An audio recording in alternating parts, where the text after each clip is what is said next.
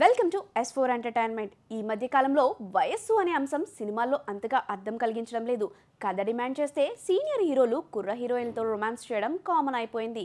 కానీ ఓ సమయంలో ఓ సినిమాపై మాత్రం వయస్సు తేడా పెద్ద చర్చగా మారింది.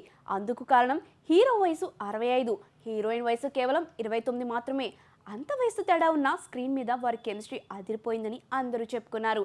అదే సినిమా సూపర్ స్టార్ రజనీకాంత్ నటించిన కబాలి. 2016లో విడుదలైన ఈ సినిమాను పారంజిత్ డైరెక్టర్ చేశారు.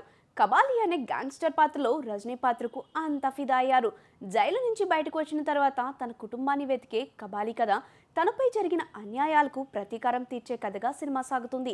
ఈ మూవీలో రజనీ భార్య పాత్రలో నటించిన రాధిక ఆప్తే. ఆమె వయసు ఆ సమయంలో కేవలం 29 సంవత్సరాలే. ఇక రజనీ వయసు అప్పటికి 65. ఈ ఏజ్ గ్యాప్పై అప్పట్లో సోషల్ మీడియాలో పెద్దగానే చర్చ జరిగింది. కానీ ఈ సినిమా విజయాన్ని ఆగించలేకపోయారు. ఈ వయస్సు తేడా ఎంత కామెంట్లకు దారి తీసినా సినిమా మాత్రం బాక్సాఫీస్ వద్ద బీభత్సంగా ఆడింది.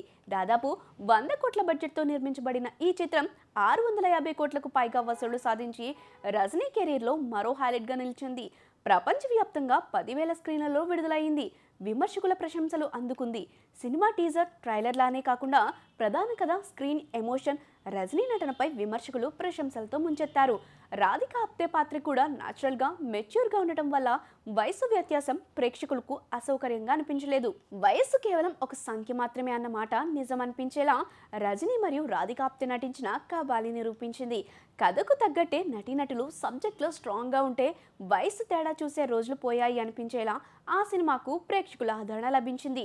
రజనీకాంత్ స్టైల్, స్క్రీన్ ప్రజెన్స్కు ఏ దిక్కునైనా టఫ్ ఇవ్వడం అసాధ్యం అనే మరో ఉదాహరణగా కబాలి నిలిచింది.